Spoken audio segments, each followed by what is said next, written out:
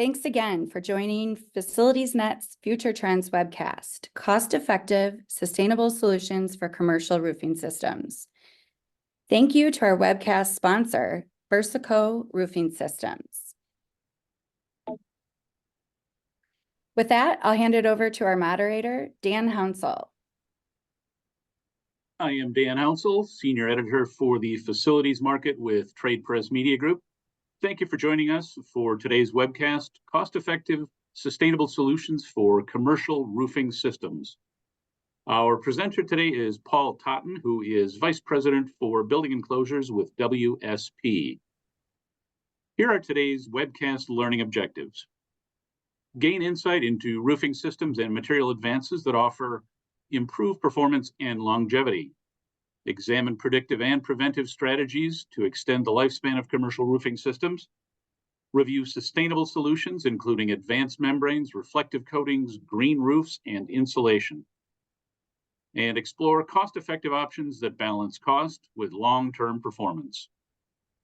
Attendees can ask questions throughout the webcast by using the Q&A button at the bottom of your screen. Type in your questions at any time, and our presenters will answer as many questions as time permits. At the conclusion of today's webcast, you'll receive a recording and PDF copy of today's presentation slides. You also will receive a link to a brief online assessment. Upon successful completion of the assessment, you will receive your CEU certificate. With that, I will turn it over to Paul. Great. I'm sharing screens in a second, so hopefully everyone can now see that. Thank you for joining us. I'm going to discontinue my video so I'm not overly distracting while I'm presenting. I'm going to cover a variety of roofing systems today. Just looking at roofing principles, the overview of low slope roofing and concepts, heat welded PVC and heat welded TPO, two of the more common single ply membranes in the marketplace. And then also hot applied waterproofing and the waterproofing principles that you would use below many vegetative roofs. All three of these systems actually can be used below green roofs, and we'll get into discussion as we go through each type of how they need to be applied.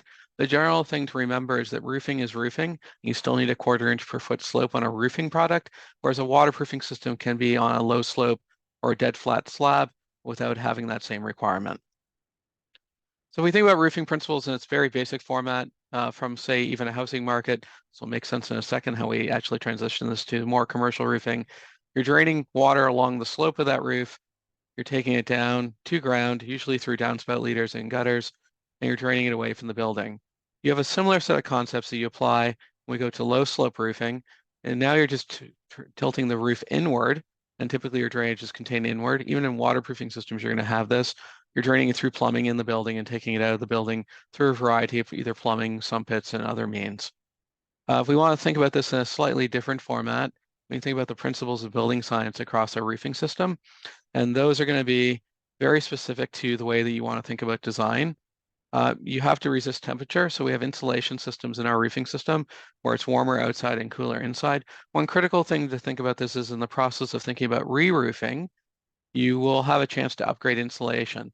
In the process of doing so, many times you have to examine your parapet height and your guard height, depending on where people or maintenance might be. You may need to add accessories to increase that height, but it is about the only time that you'll have a chance to easily do that on a roof that's not inverted, that's a single ply on the top. If you're in a waterproofing system, there's more opportunity to do that by removing hardscape, plantings, and literally upgrading the vegetation space below with more insulation. We have the same principle with vapor pressure, where your drive in most of the year is going to be from outside to inside when it's more humid, in like the summer and humid climates in the United States, and from the inside to outside during winter months or in humidified buildings. So if you have a natatorium, that might be a year-round drive where the drive is actually in the different opposite direction of this. We also have a cycling of pressure. Now, one of the things that's important with the cycling of pressure for mechanical is that's actually inducing a load on the underside of the membrane system, whereas if we don't have a temporary air and vapor barrier sometimes along the deck, or we have voids in the deck, you can get these weird pressure outputs on the membrane, and sometimes you'll find these around penetrations, you'll find things that are bubbled in a weird way, and that might actually be due to interior pressures. And then we have the wind pressure on the roof, typically on the top side that's pulling up on that gets combined with that. And so these two pressures are actually pushing and pulling on your roofing products. And then we have water, and of course, water we want to drain and drain that along the surface of the plane of the roof. When you think about roofing, I want you to think of roofing systems in general as having the concepts of waterproofing, and only in a waterproofing system can we actually contain and hold water in volume about it. So if you have a pool, you've got a water feature you want to put up in your roof, that area would require waterproofing, and the rest of it could be roofing. But the same principles of water tightness apply. To maybe look at this a different way, we have elements that require absolute waterproofing, those that store, contain, or hold water. So if you have pools, a fountain feature, we see a lot of the amenity spaces on these roofs getting quite fancy from time to time.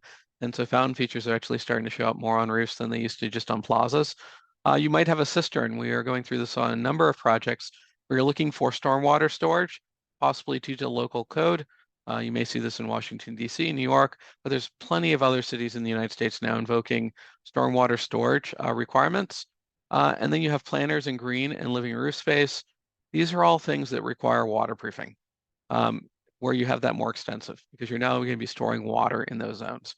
There's a redundancy in the system that you need to recommend. So if we're looking at corners and we're looking at areas where we've got need for reinforcing, those are areas you want redundancy in the detailing, not relying on a single layer of material, because if you get a leak or an overflow at those areas, it's probably going to cause more problems for you. And then wherever you have a transition to another product, you need water tightness. So you may have a roof that say is 50% vegetated and the other 50% is a low slope roof. When we come up over that curb, we're going to need a tie-in between two different systems for dealing with, say, PVC waterproofing on one side and PVC roofing on the other side. It may be something that could be easily heat weldable, but we're dealing with, say, like a hot apply product and then either a TPO or PVC that aren't directly compatible with the underlying rubberized asphalt. You need a separation layer while still maintaining water tightness. So those transitions are so very important. When we look at roofing, we can look at it from a different standpoint near the edge of the roof, especially at a parapet condition, a coping cap condition. You're going to have elements that do still need to be waterproof. Those that shed in direct water, you need the roof to still have a waterproofing type concept. So redundancy in the seams if it's the old EPDM systems, good lapping in the layers of a modified bitumen system or built-up roofing system. And then in PVC and TPO, they're heat welded systems, making sure we have those good heat welds. But now the redundancy, it's either self-adhered and heat weldable tapes or PMMA liquid flashings over those seams to add that added redundancy. We want to think about skylights. Skylights in and of themselves can be tricky for water tightness, and so you want to make sure you've got good maintenance schedule for your skylights after they're installed, and then also good redundancy on the curbs and the tie-ins of that to not have issues with water. In addition, if you're in a climate zone that has more snow risk and snow and ice buildup risk, we've seen issues where the curb for the skylight might be too low, and that snow melt can find a way back through that rainwater would not normally do. So you want to make sure the height of your curbs, the way that you're maybe melting snow with heat melt, heat tape, which we've done on a number of projects where we can't get that height just due to limitations of the building, you're moving that water like you would on a normal roof when it's not snowing. And then again, the transitions are always key. Another thing that comes up, these are from GF, but there's several manufacturers, including Versico, that have tables. This one happens to be one of the more concise ones I found. As a facilities manager or an owner or somebody on this call, you can pull up the table. If you do a web search on chemical compatibility roofs, you will find the two-page article that was really written from an owner's directive that they put out. What I find interesting about this is not every product is resistant to every type of thing you might have impacting your roof. So if you know you're putting a roof at an airport, there are certain roofing types that are not actually going to be friendly to jet fuel. And there's really only one major product in the marketplace today, and that's a modified PVC roofing membrane or a pure key membrane. I know the TPO manufacturers are looking at variations of this. What happens with the jet fuel is that the chemicals break down the chemicals in the roofing system, and the roofing system can fail. We find that, unfortunately, at airports, TPO doesn't get used because of this issue with the chemical compatibility. It's not against the membrane. It's a fantastic membrane on most other roofs, but this is something that we need to be aware of. If you're getting cooking coming up through, say, a stack, you've got grease, oils, vegetable fats, and animal fats, you'll find that you might have the same relationship, but now you see the TPOs are better performing than standard PVC, and only the modified roof, which is a slight upcharge, will find you that advantage of having that chemical compatibility. That's one you should always check on re-roofing, on repairs, and also on flashing materials. We found out recently that The PMMA flashings, the liquid flashings, are quite good with a lot of these products, but some of the other manufacturers' products don't always perform the same way because they have a different liquid flashing product. So just to give you a quick overview of the roofing technology, so heat welded PVC, we have seams between the roof that are secured. We're securing membrane here near a drain, but then we actually melt the plastic at this weld using a heat welder. And there's two different variations. In the field of the roof, not usually at the drain, but say somewhere over in the field of the roof, you're going to have a seam that you can run with a machine. The machine has to get to a certain temperature to make sure the welding of that seam is done properly. When we go to review roofs, we will take a probe tool with a rounded edge, and we'll run the rounded edge along here, not the pointy edge, because you'll poke holes through the roof, just to verify the seam's continuous. And the manufacturer will do test cuts. Usually, if you have a roof going down, even on replacement, you can require the manufacturer, ask the manufacturer to come out during the installation. Most of them are very willing to do so. They will do test cuts to check the welds on a heat welder roof and verify you're getting good weld quality. Just because the weld looks good doesn't always mean it's continuous. And even sometimes when you probe the edge, if they didn't get the right temperature, this might not be a good continuous weld. When they do that test cut and they do the pull test, they will verify it doesn't meet requirements and give better guidance to the installer, sometimes due to outdoor temperature just not being warm enough. Still warm enough to put the products down, but not necessarily warm enough for the heat welding machine.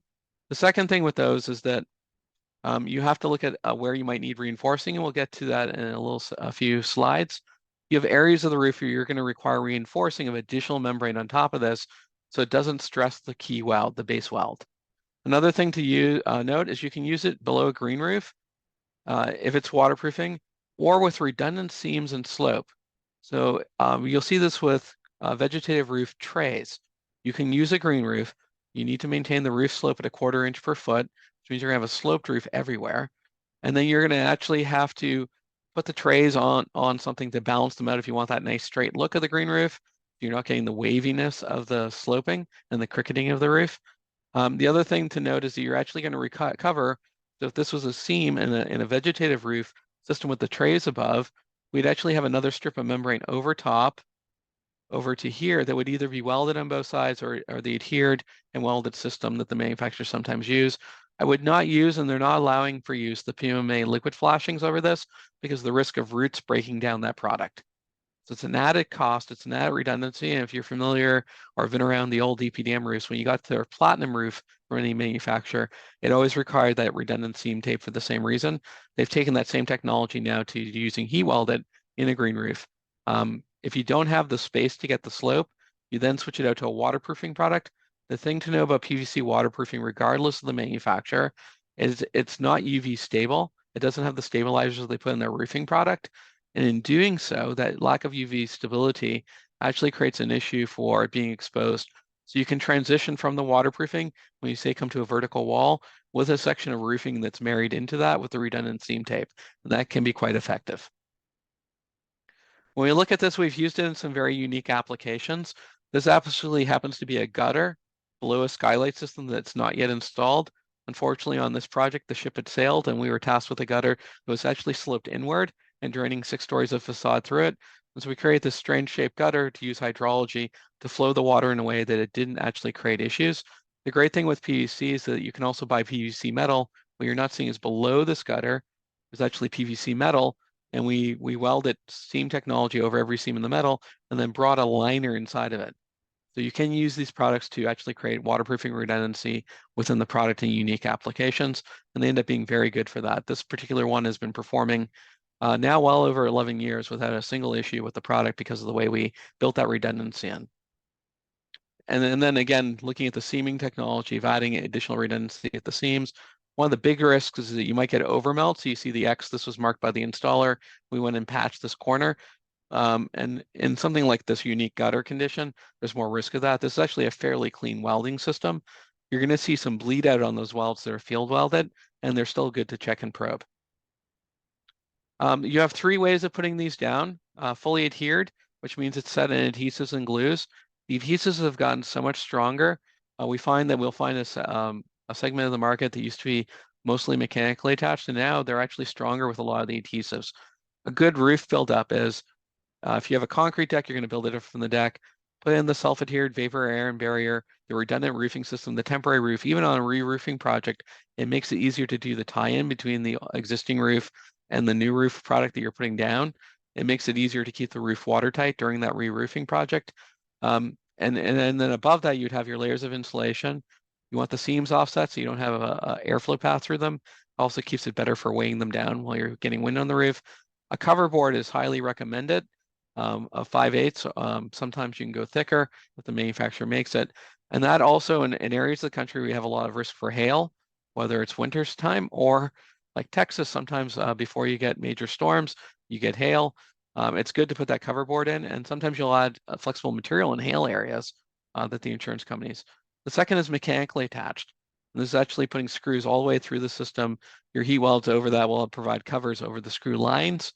And then the last one is using a proprietary system that's available to every roofing manufacturer that's sold by one roofing company, but it's the Rhino Bond system where you're induction welding. One thing to note is in some of the high wind areas, mechanically attached tools usually still work. We're finding that the Rhino Bond doesn't quite get to the highest wind loads just because of the way it's melting the bottom of the roofing system through induction welding to the fastener. And there we usually end up with a combination of fully adhered and mechanically attached and that. These are the three predominant on the marketplace, all acceptable to the roofing manufacturer. You really want to work with your design team and your enclosure consultant to determine what is best for your product and your project. If you have FM Global insurance or FM Global requirements that you follow, if you're not insured by them, you'll find that all three of these end up in FM systems. So that's a good thing just to note. Heat welded TPO is very similar. It's a different plastic makeup. It's a different variation of the plastic, and it's not the same as PVC. The products have improved over the years. In the early days of TPO, which followed the PVC market, there were some issues with things like the chemical compatibility, just the way the welds were working, but they have worked through those many years ago. We're finding great success with TPO. It tends to be a little bit less expensive than PVC most of the time, but we are finding with supply chain issues that happened during COVID and sometimes continue to happen, price both. Sometimes you'll find that you might find that a product you expected to be more expensive is actually less expensive. The other thing to check for any roofing product, the familiarity of your roofing trade with using the product. So you're doing pre-qualification. One thing you can do, whether your design team, your enclosure consultant hasn't already done this, or you can ask them to do it, call the manufacturer, find the local rep, ask them who their best 8 or 10 regional people are for putting their product down. Every manufacturer will be happy to recommend people that are very qualified. And if you corner them on a phone call, if the enclosure consultants get this more, they'll even sometimes tell you who you should never use. And they're looking at unqualifying from their listing. We find that most of the time we get a good list in almost every major city and even in some of the regions outside of a city of at least 3 to 5 minimum installers. And many times the list is over 10. There's more requirements now for more training between years for these manufacturer certified installers to be retrained on any new products, any new materials, any new systems that have come out. And we're finding that that has made a huge impact on improving the roofing industry as a whole. Similar to heat welded to the PVC, it can be used as a green roof, but with redundant seams and slope. This cannot be used as waterproofing, and that's a big difference between the two products. You would still follow the same thing where this would be trays, not the extensive roofing. It would still be sloped 1/4 inch per foot, similar to a standard low slope roof. You're still running the redundant seam tape. I would like to note that the TPO market was the first to do this before the PVC market got into it using the standard roofing. It can be welded to some expansion glands, and all these roofs, when you get a fusible expansion gland and be able to weld to it and tie the two systems together using that welding technology, it's a much more durable roof. And then on both PVC and TPO, you can use TPO coated metals for like your gravel stops, some of your coping tie-ins, and that allows you to weld the membrane directly to that product. If we look at a buildup of any of these roofs, whether it's TPO or PVC, and this is a TPO example, you've got your tapered insulation, and that's all this stuff and the segmenting of that. You've got your cover board that's going down on top of that, and here you can see it's being secured with mechanical plates through the system. This is signs of adhesive below the system. And then on this particular project, we took this off of, so this was a 60 mil reinforced TPO. They have a variety of thicknesses. The thicker the product, the more durable it is. The thicker the product, the more careful the heat welds have to be because you have to melt more of the plastic. As we look through any of these roofs, TPO or PVC, there are certain things in the detailing we want to see. Many times they'll have these preformed accessories for going around penetrations, and this is actually a preformed molded penetration accessory. When you have the ability to buy these rather than field making them, they create a more durable roofing system. We have a preference for circular columns versus rectangular ones, or ones with at least a rounded edge, which this one has. And the reason is for the ability to better and easier roof the product. When you have a corner that's sharper, it's harder to make these accessories work. So most of the time, we're now finding a lot of the roofing suppliers for dunnage and other systems coming up will either provide round or they'll provide rounded corners at least. When you get to this, you're going to be looking for covers. So you see all these little circles here. They're hard to probably see. We circled one here purposely. These are called T-joint covers.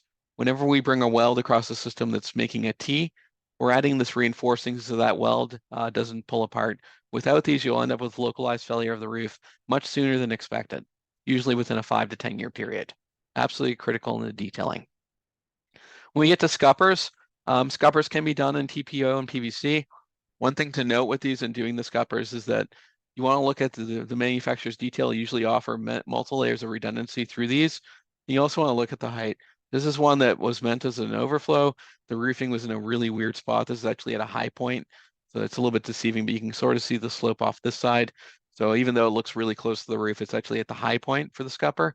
So we made it work that way. You know, as we get these in, you'll see this redundant like sealant around the edge. This is actually a secondary piece on top of the primary heat welding. So it's a redundancy on a redundancy, which is really good to have.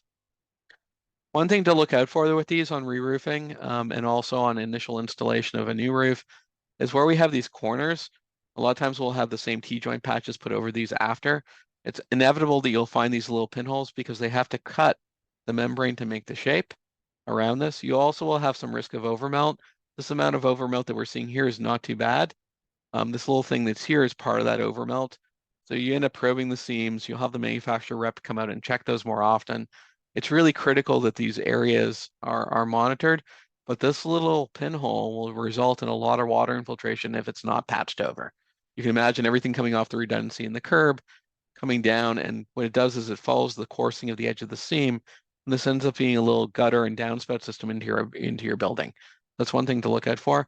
We are doing pre-warranty closeout walkthroughs. So you're gonna end up with 2 warranties on most roofing projects, unless you get a single one from the manufacturer that's covering both labor and materials. You'll get a manufacturing warranty, which will cover their materials for the actual products.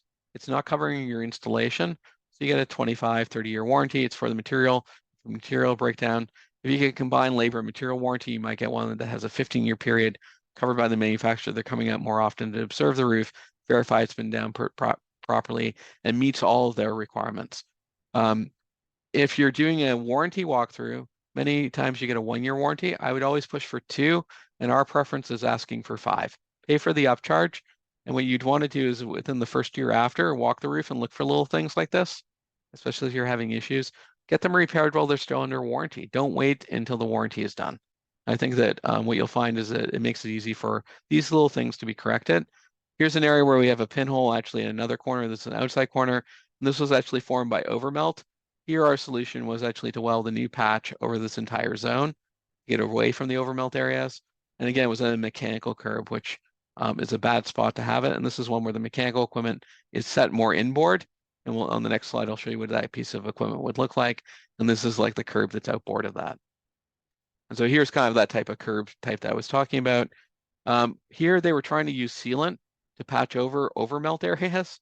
We can't rely on just sealant. Even with the PMMA liquid flashing, it's not our preference to accept that. We really want this membrane flashed over first.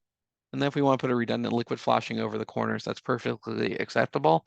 What we find is just relying on sealant. The sealant will break down sometimes within a 2 or 3 year period. And now where all those deficiencies are, you're going to have water infiltration. You're actually going to have leakage. Here's another view of some of the dunnage and some of the shapes. This one hasn't gone through the secondary, so this photo was taken when the base flashing was done, and we hadn't yet completed the top of flashing. What you'll notice here is that this is gapped around the edge, and so what ends up happening is this gets a redundant boot over top that then flashes over. When we do this in PMMA, one thing we want to be careful with the liquid flashing is when we carry this over, that this is taut, and so we still prefer having worm gear clamps around these to pull them tight, to make that flashing more successful. Here's a good one of showing that in progress work, where they've got some temporary tie-ins, some temporary sealant work around the post to keep it watertight, and just a lot of, you can imagine, careful hand welding by the installer. They've got to take time with doing it. If you're rushing somebody to get off your roof, one thing you might end up with is a lot of unintentional deficiencies because you haven't given the installer sufficient time to actually do the work. And so one of the most cost-effective things is not letting them have an extended schedule because they're just taking their time, but making sure when you discuss schedule, ask them if there's going to be areas where the penetration detailing is going to take longer or the drain detailing is going to take longer. So you know that, especially if you're on a phased roof project. You may be somebody who's a facilities manager for, say, a hospital. You may have a helipad, and that downtime is actually critical to get progressed.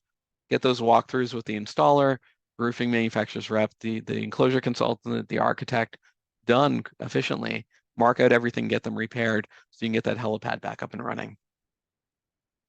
Here's another example, somebody overdoing it with the sealant on the top of the boot. We were able to look at this when we did the phasing. We determined that the actual detailing below was done correctly, and this was somebody who used a little bit too much sealant on this detail. It actually wasn't problematic in the end. We know this is a self-adhered piece because we can see the adhesive creeping out at the bottom. And what you see on the other one nearby, the sealant is not as voluminous. Here's another location. We have a fastener on the deck. Fasteners from trades that come after or from the roofer themselves. It's very easy for somebody to step on a fastener and put it through the roofing system. And so we want to just be careful about the fasteners that are on the roof, that those get picked up. What you're seeing here is also marking of areas where we've got deficiencies just about to get underway. We checked these curbs. We found some areas where we had some correction on this roof, and they were able to do it in sufficient time. So that's something just to be aware of. So I'm going to switch over to waterproofing. Hopefully that was enough information on roofing. I'm sure there's going to be some questions at the end, and we'll get to those once we get through the waterproofing section. When we look at waterproofing, there are two types. I'm only going to cover one of the two types today. PVC waterproofing uses similar technology to PVC roofing with heat welded seams. It can be adhered, it can be glued down, it can be loose laid. You have to ballast over it, and then they have self-adhered versions, and there's multiple manufacturers to make that. Hot applied rubberized asphalt is a different animal. It's not the only other waterproofing in the market. We also have fluid applies like PMMA made by several manufacturers. In certain cities, we find there's a ban on hot rubber. And the reason is we have to take this kettle to heat it up. A lot of times you're torching the membrane and it creates fire risk. So for example, New York City, we're not allowed to put this up on a building without fire marshal approval, which there were a certain number of stories. And the fire marshal in New York never approves it. So we've seen a huge change in what materials are being used in New York for these systems when they're done at height to reduce the fire risk. It's redundant based on the layering of the system. It has a reinforcing layer. This is very critical with any fluid applied waterproofing.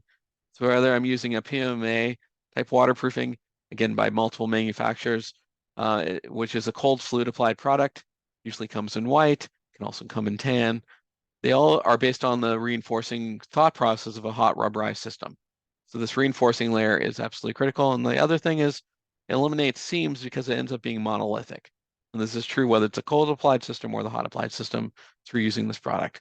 Another thing that's very key for any waterproofing, not just hot applied rubberized asphalt, you want to understand the moisture leaving your deck. And the reason for this is the moisture leaving the deck, if it gets drawn through something you're putting down at a very high temperature, what it's going to do is actually create pinholing in your waterproofing. Even on a cold fluid applied product, if the deck is too wet and I put it down and the sun hits the deck, it can heat the moisture in that deck and drive it through the waterproofing where it pinholes over and over again. So that's something just to be aware of in the process of doing this. Another one we do sometimes for decks, again, we would not do this on a post-tension deck because you have the risk of hitting a cable, but we will run an interstitial concrete moisture test sometimes if we're getting the mat test to fail too often. What you're seeing here is sort of the moisture that's building up below the mat. So we end up running a bunch of these similar spacing, and we're then able to see an interstitial RH, which we can then run through software to calculate how long is it going to take for this deck to be able to dry to allow us successfully to put down the hot applied system. In a cold applied system, the answer will be sooner because we're not heating it to the same temperature. To get to the idea of temperature, you heat the kettle and the material to 400 degrees. When you're putting down the deck, we usually will range between 385 and 390. They usually will carry a thermometer in the bucket that they're using to pour it.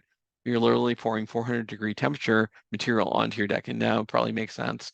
that moisture has a tendency to migrate upwards and can create other problems for your system. When we look at the layering in the system, this is a great image to show the layering. So this is looking at install from bare concrete towards you. So what you're seeing is the bare concrete of the deck. We're seeing the aspects of the primer, which is why you're seeing stuff that looks like it's going through. We're seeing the base layer finally going down. So they've poured that out of these buckets onto the deck. And what they're using is a squeegee to literally push this rubberized asphalt product out. This white product is the reinforcing layer. What you can see here is it's being pushed through with a broom. Once this is down and applied to the right thickness, between the layers of the hot asphalt to put that down. And then what we're seeing is the top coat down on this portion of the screen going on top of that, and eventually set into that as the protection course. So the protection course will have seams. What you will see eventually is that the actual rubberized asphalt ends up being monolithic. One thing that we need to monitor is the seams and anything that has a cover board. This is our roofing and waterproofing system below. We're seeing bleed out here, but we have to make sure no debris gets stuck below this. If we get like stones or fasteners stuck below it and somebody steps on it, it can actually puncture the waterproofing. Many times we find these little localized leaks are tied to a screw or a piece of rubble getting stuck in the system and ending up below the waterproofing layer. That's just something to be aware of. If you're up as a facilities manager watching the roofing come down, make sure if you see it, tell them about it, have them monitor it. Your enclosure consultant or your designer, if you're just hiring a designer, can do the same. It's another reason to bring out the product rep and the tech rep in your region a few times during the job to review it as well. They will also call out these deficiencies that can be created by trapped debris. We will sometimes transition to another product to do the penetrations. One of the examples is uncured neoprene. Another one is a modified bitumen. If you're familiar with built-up roofing systems, which is usually several plies of built-up roofing are made of an asphaltic sheet product, you can do these penetrations. We find the uncured neoprene is a little more flexible to do them, but there's no reason you can't use the stiffer modified bitumen product. What you want to see is a good zone of application of it into the hot applied. So what we're seeing here is actually cut back in the protection course to allow them to detail this penetration. So what you're seeing here is the edge of that protection course. This is the actual waterproofing below. And what we're seeing in this area is actually a deficiency they had to correct. That's actually the deck. I can see a little bit of concrete. We had them go over that one more time. And they were laying the sheet of neoprene in. The other thing they hadn't woven in on all four sides. This has to be melted between two of the layers of the hot applied waterproofing to create redundancy so that water doesn't get under the seam of the sheet. The sheet eventually will get turned up on this. So what we're seeing now is just the primer. They'll wrap this whole thing with the same product. It'll get married into a circle at the bottom. And that is your waterproofing. Again, the top of it will get a worm gear clamp. And we usually like you doing what's called a witch's hat, which is a flashing that comes in, down. Sorry, I'll go back to that. It comes in, down, vertical, and kicks out, and looks like a little witch's hat. You'd run the redundant sealant. It also gets a worm gear clamp around it. That way, any water coming down the penetration is likely to get outside of this. Any snow buildup again, that flashing actually helps melt it because it's metal. So it ends up having more redundancy than people expect. Here's another view as we get to the edge of the roof. We have a requirement for corner reinforcing the system. So what you're seeing here is actually our 6-inch wide uncured neoprene being used as a reinforcing layer. And what you're seeing is the reinforcing for the system goes on top of that, and we're marrying this in and sandwiching this in into a nice waterproofing sandwich. Not one that's edible, but definitely one that will keep stuff out of your roof. We have our upturn happening, and so what will end up happening over top of this is your layering. These boot prints are an issue. This is the workers walking over the system. This will all get encapsulated. The intent is to have this embedded in the system, so there's no issue in them doing that. So this is what happens when we have too much moisture in the deck. When we put a hot applied system down, we will get percolation of the moisture. So what happens is you heat up the deck, and as you heat up that deck, that moisture will migrate upwards and create these pinholes. When you see pinholing, you need to come back and hot mop a new system over it. When it's this degree of pinholing, it's not too bad. Hot mopping is enough. But we see too much, we also may see it re-emulsifying, which requires them to scrape, remove it, and start over. And that you'll see that in a couple slides what that looks like. Here's a hot rubberized area that's free of pinholing. And so again, on the same roof system, we had an area that had too much moisture, one that didn't, and this was good, and there's no blistering. So we have this consistent look. It's very nice to see that, and that's what we want to see on this type of roof. This is where we see inconsistency. And actually what we're seeing here is not only inconsistency, but just a little bit of reemulsifying in the buildup. We don't want this thickness to be inconsistent. We end up with this less waterproofing in some zones and more waterproofing in others. And you don't have the proper system down. It's not really warrantable, which is a different problem for you if you have a warranty claim. But at the same point, it's not the consistency we're looking for. Here, they were just starting to get their neoprene down. We caught this early. All of this got taken out. They were able to heat and scrape this away, get back to a good consistent base layer with new base, and reinstall the waterproofing. Here we have an area of protection courses damaged. We had them verify the waterproofing underneath wasn't. We had them reset new waterproofing. Part of this was wear and tear of equipment moving across the deck. If you have a new system going down or a replacement system, you want them to put insulation and plywood down anywhere they're moving equipment around. And also make sure you're putting weights on that so it doesn't blow off in the wind. Here's an area where you can see a scissor lift was parked too close to it. It's actually damaged the waterproofing at the edge of this area where they were using the scissor lift. And so we actually had to have them come back and re-waterproof. Those adjacent construction activities are very critical for coordination of a general contractor. Of course, if you're doing a re-roofing or re-waterproofing project, typically you're retaining that subtrade directly, that specialist in roofing projects, and they're going to come through and do that work. But you may also be adding new cladding for a dress up for a rooftop amenity. So this is not uncommon to have in both new design, but also on re-roofing projects, something to look out for.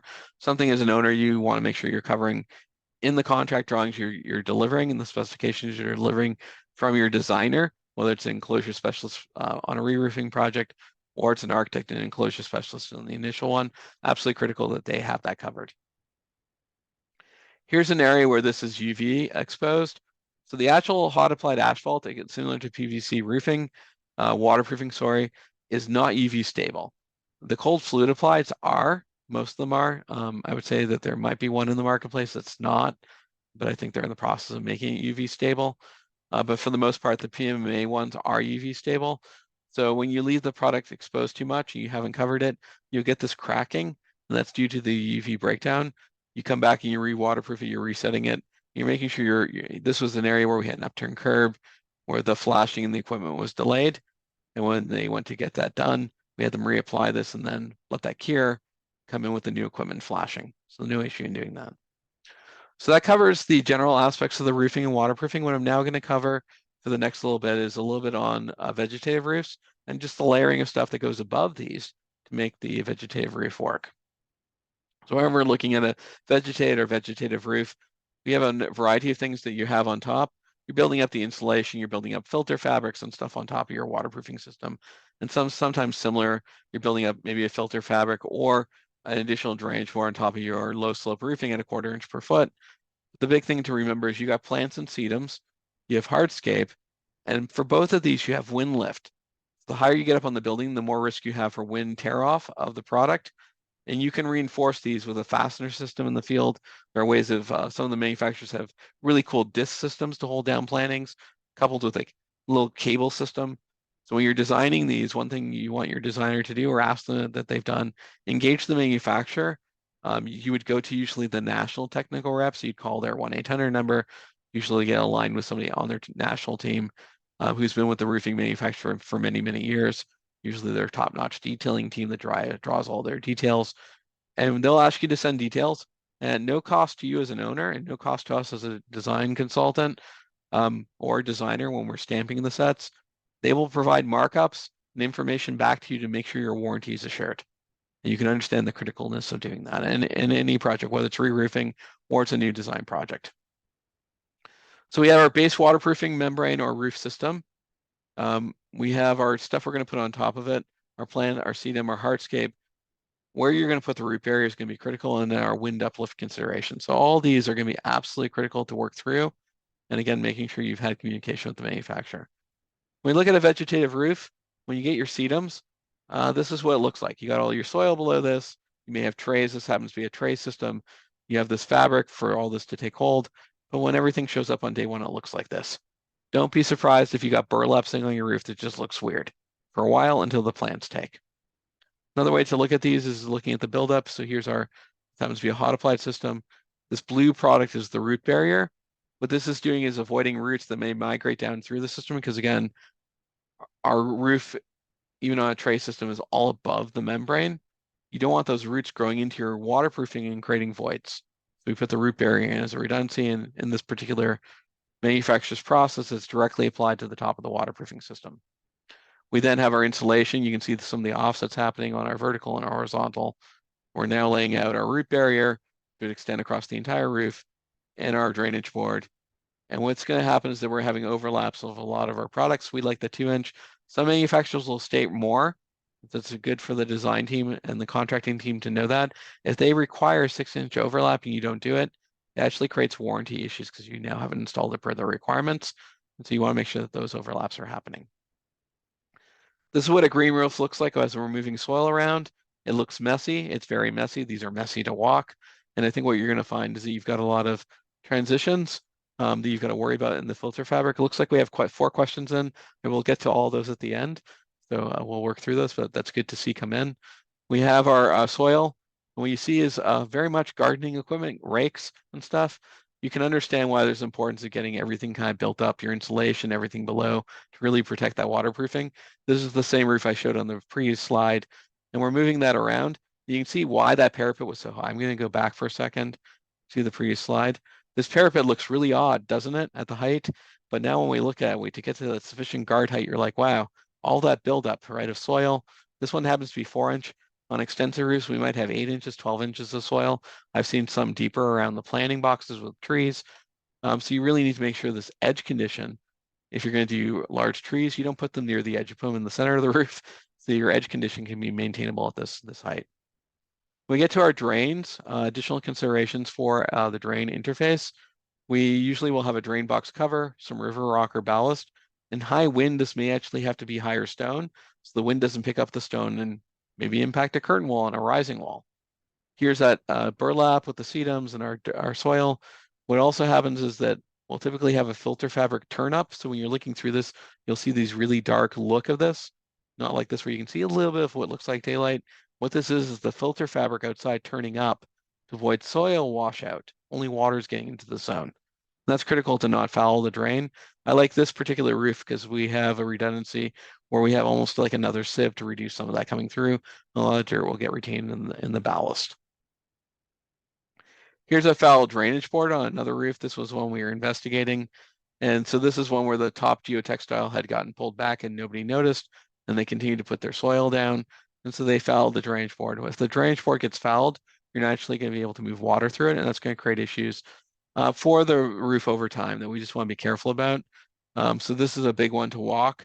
If you've had a roof and you're opening up something for, say, a repair, always make sure they double check the drainage board where they had to modify it and that they've got the filter fabric properly done. When we get to hardscape, again, on a similar roof on a similar project, these things get built up quite high, and to align with the top of plantings, you might be on some very high pedestals. This is one on a lower roof on a building that was only a couple stories high. But it gives you a sense of the buildup. Here's our waterproofing. They would be the same below the vegetative areas. Here's our insulation being built up from a variety of manufacturers. So disregard the color of the board. You can get them in blue in about 18 different variations depending on who you're buying. But this would be an extruded polystyrene product that's more rigid to take the load of these pedestals. Here's a pedestal system with tabs to align the pavers. On a high wind system, you may find that the corners of these pavers are carved out. They actually have an anchor that gets anchored to the pedestal for weight, and that's going to actually make the system act as one system. We see this below helipads. We see this in buildings on high rises and skyscrapers as a more viable system. We'll see this in areas of the country like Florida, Georgia, parts of Texas in the south where hurricane loading is much more critical, up the Carolinas, right, in the same sort of thought process. You want to make sure you're buying the right pedestal system.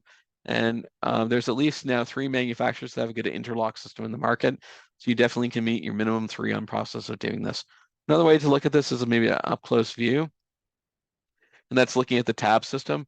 These are plastic tabs. This happens to be a shimming piece on top of that are easy to break if they're not applying these properly. And what they're trying to do is create this gap for expansion joint between.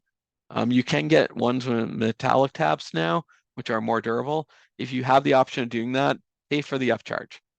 The plastic tabs are still reasonably durable, but after resetting these a few times for maintenance, if you have a drain down below you have to get to, you're going to find that they're going to get broken. It's going to be hard to keep the pavers in place. The good news is some of the pedestal manufacturers, this one you can see is a screw jack that allows them to kind of jack it over a PVC pipe, but also a lot of them have now where you can pull these up and actually drop a new tab system in. So there's two ways of looking at this. The new tab system is rather inexpensive to buy. The metal tab might be a 1.5 to 2 times upcharge depending on what system you're going to. You could decide as a facilities manager, I can just stockpile these and replace them on the fly. That's also a good process, but something to think about. So just as we conclude the considerations for the roof, and we're almost at the end of the slide presentation, we can get into questions. Some summary of these. We have details and interfaces and terminations. They're going to need close examination. That's going to be absolutely critical to do.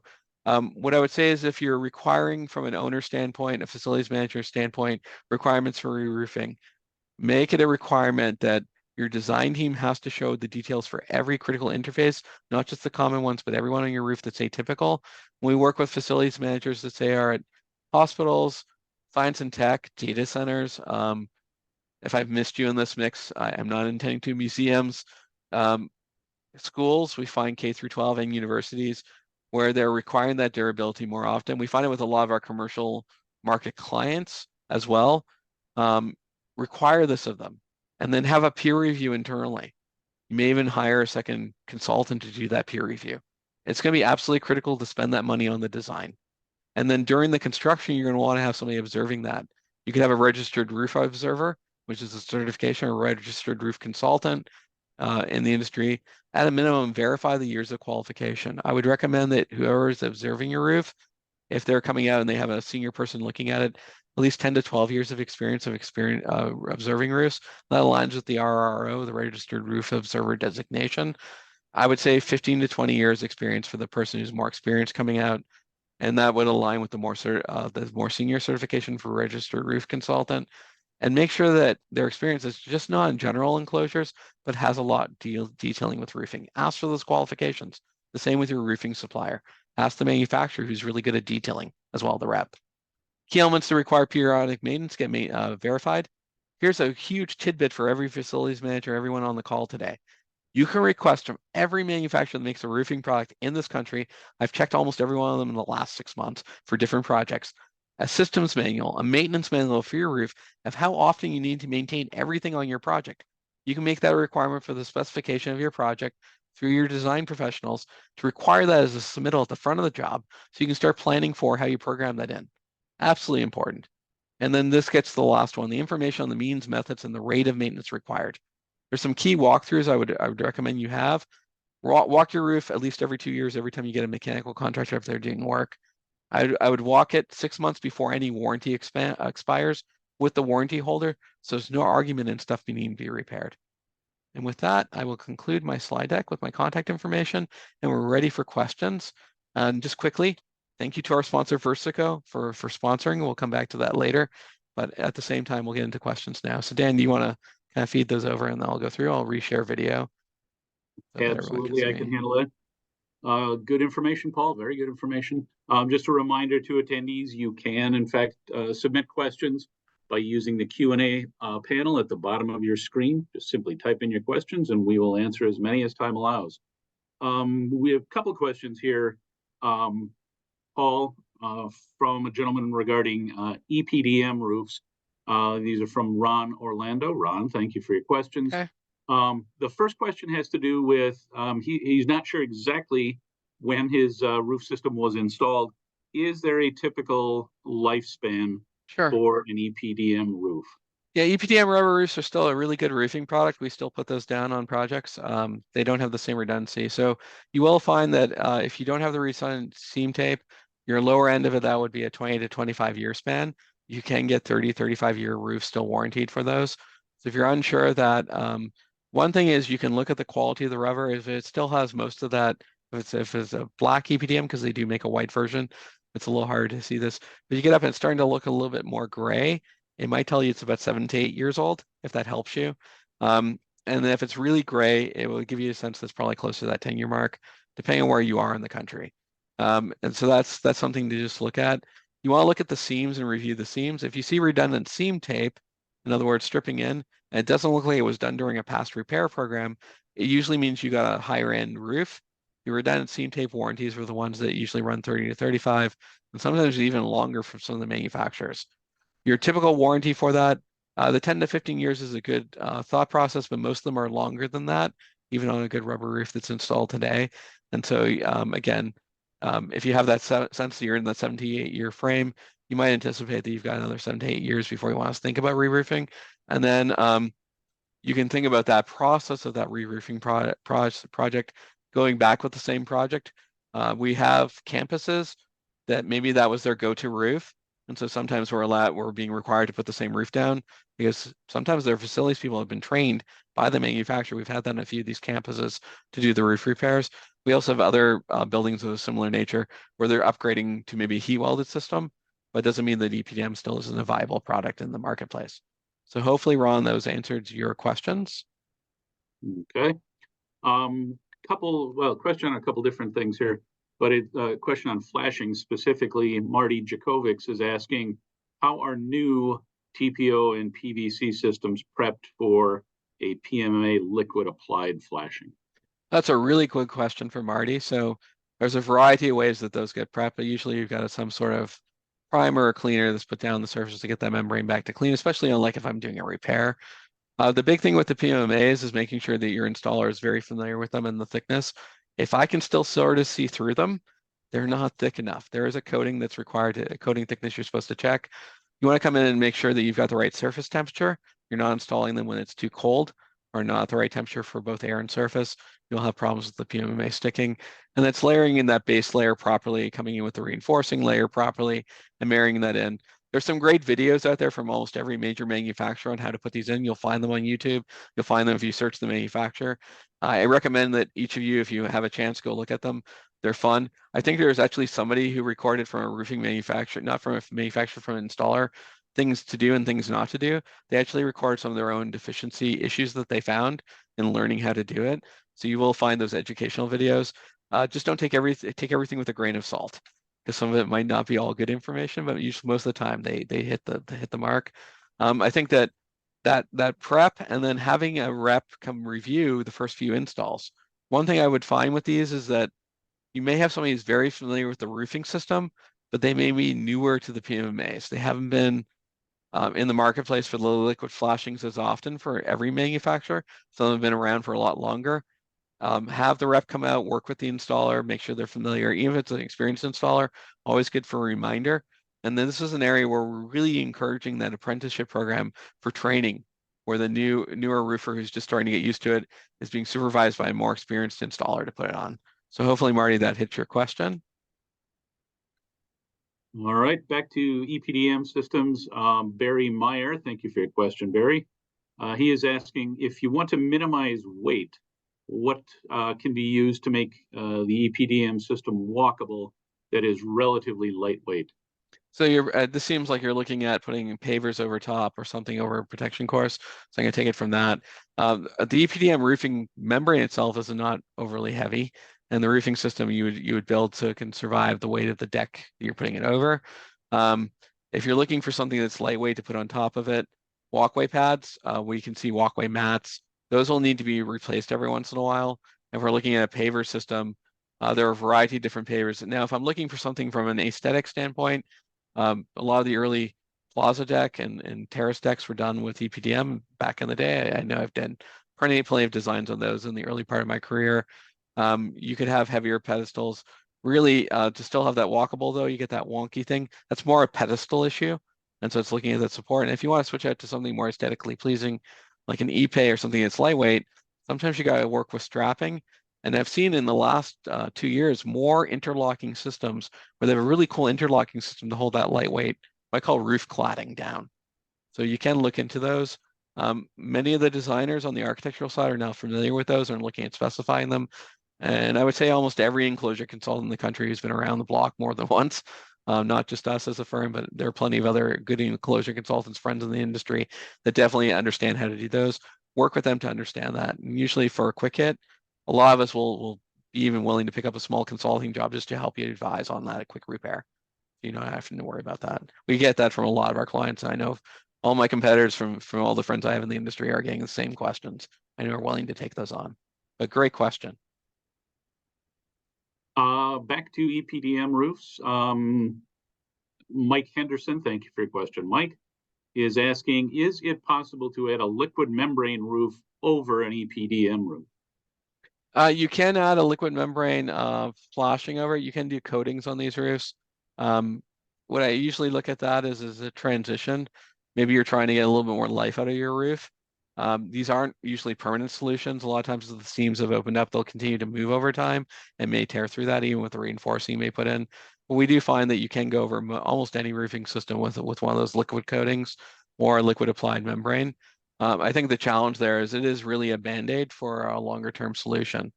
And even if you're going with one of the waterproofing products over top, they will probably tell you the same if you ask the manufacturer.